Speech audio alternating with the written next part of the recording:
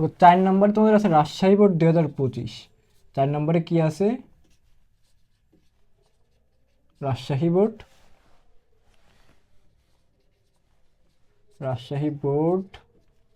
2025। এখানে কি বলেছে দেখো, এখানে বলেছে তোমাদের এক্স ও ওয়াই দুটি অসম্পৃক্ত হাইড্রোকার্বন।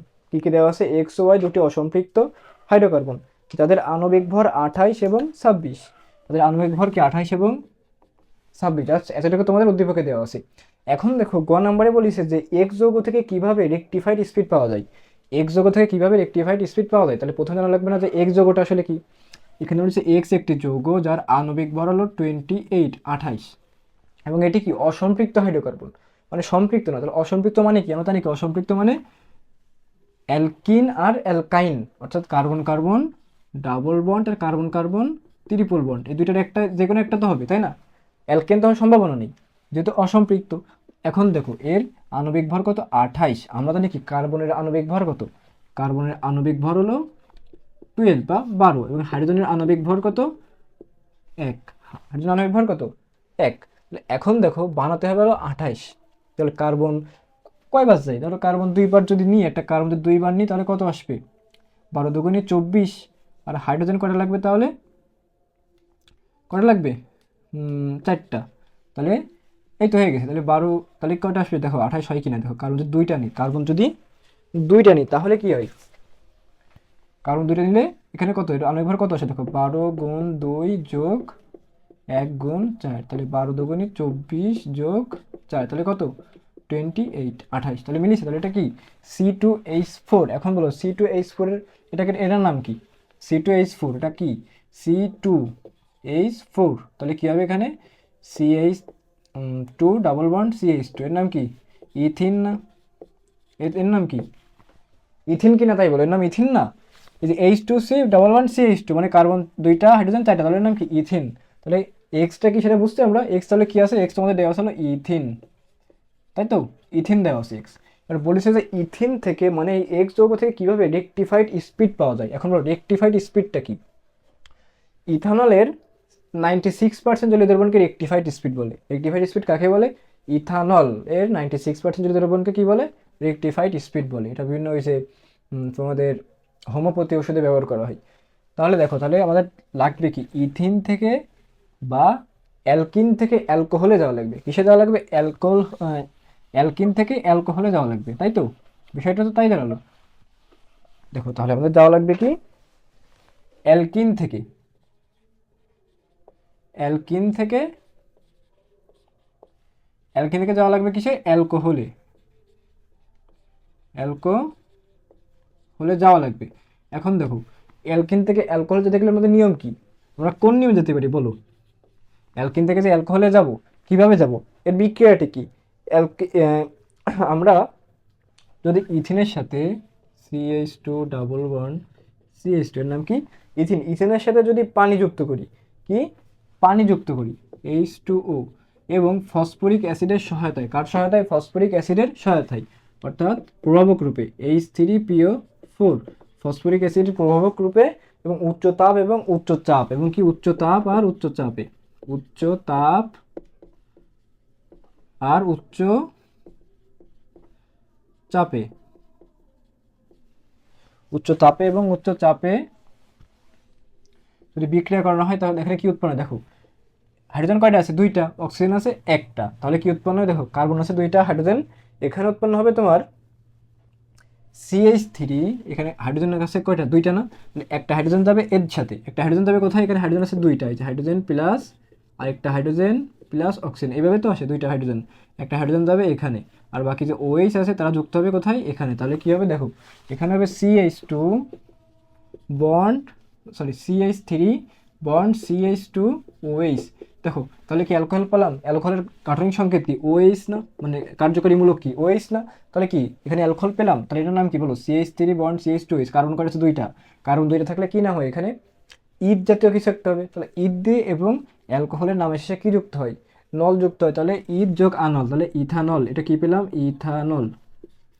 এই যে ইথানল এর 96% জলীয় দ্রবণকে কি বলে? রেকটিফাইড স্পিড বলে। কি বলে? রেকটিফাইড স্পিড, সরি, আচ্ছা রেকটিফাইড স্পিড বলে, ঠিক আছে। তাহলে এটা আমরা শিখে গেলাম। তাহলে অ্যালকিন থেকে অ্যালকোহল কীভাবে বের করবো এটা দেখে করলে এটুকুই তোমাদের জন্য এনাফ। এ দেখো ঘ নাম্বারে কি বলেছে, ঠিক আছে। দেখো ঘ নাম্বারে কি বলেছে, তোমাদের ঘতে বলেছে যে ওয়াই যৌগটি থেকে পলিথিন ও পলিভিনাইল ক্লোরাইড তৈরি করা যায়, রাসায়নিক বিক্রিয়া সহ বিশ্লেষণ করো। আগে বের করা লাগবে যে ওয়াই যৌগটা আসলে কি। ওয়াই যৌগটা বলেছে যে এর আণবিক ভর হলো 26 এবং এটি অসম্পৃক্ত হাইড্রোকার্বন। তাহলে 26 আছে কার, দেখো 26 সালে কার্বন কয়টা যায়, দুইটা। কার্বন দুইটা মানে কি, কার্বন 12 দোকানে 24, এবং হাইড্রোজেন তাহলে কত যাবে, কটা লাগবে হাইড্রোজেন, 24 চলে গেলে তার থেকে দুইটা, তাহলে C2H2।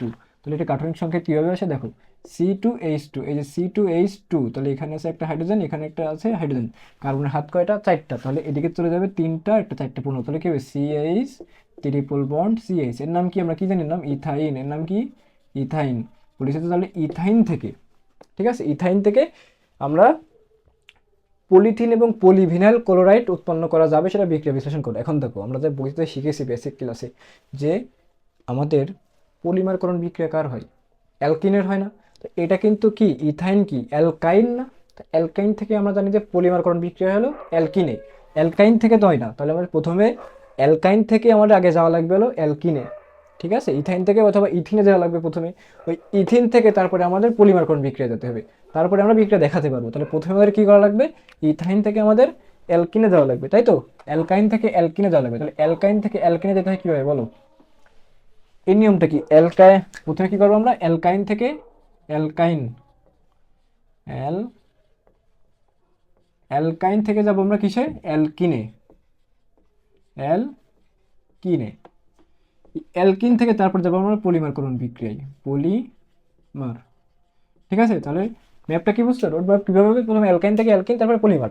তাহলে অ্যালকাইন থেকে অ্যালকিনে কীভাবে যাবো, এখানে অ্যালকাইন দেওয়া আছে তোমাদের যে ইথাইনের সাথে যদি পানি যুক্ত করি, CH ট্রিপল বন্ড CH, ইথাইনের যদি পানি যুক্ত করি এবং প্রভাবক কী থাকবে, লেট, PD লেট এবং বেরিয়াম সালফেট না, হ্যাঁ লেড এবং বেরিয়াম সালফেটের উপস্থিতিতে যদি বিক্রিয়া করা হয়, তাহলে এখানে উৎপন্ন হবে তোমাদের অ্যালকিন। কীভাবে দেখো, H2O না, H2O তো, তাহলে কি উৎপন্ন হবে দেখো, ইথিন হবে, CH2 ডাবল বন্ড CH2।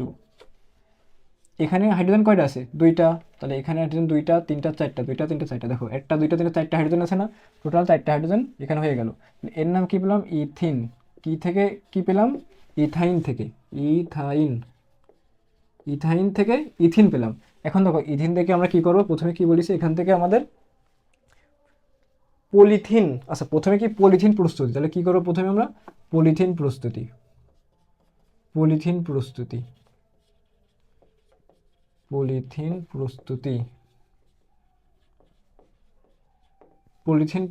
তাহলে পলিথিন প্রস্তুতি কিভাবে করবো দেখো, প্রথমে ইথিনের সাথে যদি,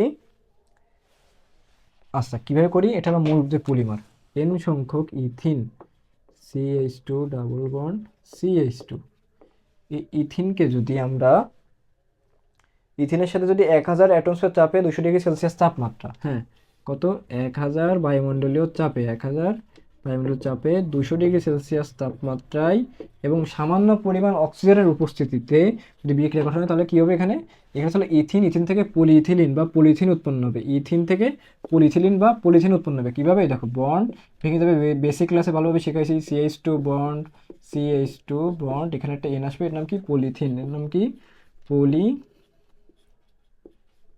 বা পলিইথিলিন। বুঝতে পারছো কীভাবে আসলো এটা, তাহলে পলিথিন প্রস্তুতি আমাদের এইভাবে করব। 2 নম্বর যেটা তোমাদের বলেছে যে এখান থেকে পলিভিনাইল ক্লোরাইড উৎপন্ন করা যায় কিনা, ঠিক আছে। তাহলে পলিভিনাইল ক্লোরাইড কীভাবে উৎপন্ন করবো, প্রথমে আসো ইথাইন, প্রথমে এটা শেষ, পলিথিন আমাদের শেষ, পলিভিনাইল ক্লোরাইড, কি পলিভিনাইল ক্লোরাইড, ঠিক আছে, মুছে দিতে হবে এটা, পলিথিন প্রস্তুতি হলো শেষ, এখন হলো পলিভিনাইল ক্লোরাইড প্রস্তুতি, কি প্রস্তুতি, পিভিসি প্রস্তুতি,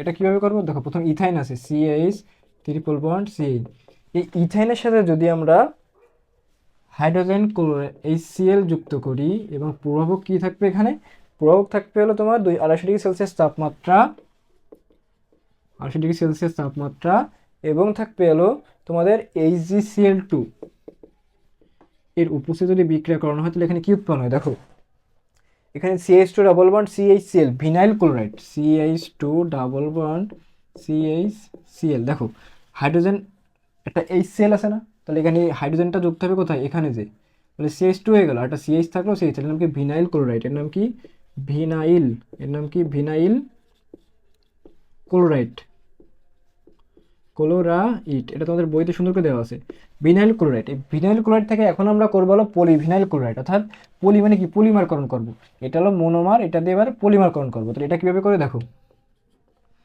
প্রথমে ভিনাইল ক্লোরাইড প্রথমে নেব, কত সংখ্যক, n সংখ্যক ভিনাইল ক্লোরাইড নেব, তাহলে n সংখ্যক CH2 double bond CHCl vinyl chloride নিলাম, এর প্রভাবক হবে জৈব পারঅক্সাইড, কি প্রভাবক হবে জৈব পারঅক্সাইড, জৈব পার অক্সাইড, জৈব পার অক্সাইড, এবং এর প্রভাবক আরেকটা থাকবে হলো উচ্চ তাপ, উচ্চ তাপ এবং উচ্চ চাপ যদি বিক্রিয়া করানো হয় তাহলে কি হবে দেখো, তাহলে এখানে কি হবে, হ্যাঁ যা আগে যেরকম করছিল সেভাবে, যে বন্ড CH2 বন্ড সব একক বন্ধন হয়ে যাবে, CHCl বন্ড এখানে এর নাম কি পলিভিনাইল ক্লোরাইড, ভিনাইল ক্লোরাইড থেকে, ভিনাইল ক্লোরাইড থেকে পলিভিনাইল ক্লোরাইড উৎপন্ন, পলিভিনাইল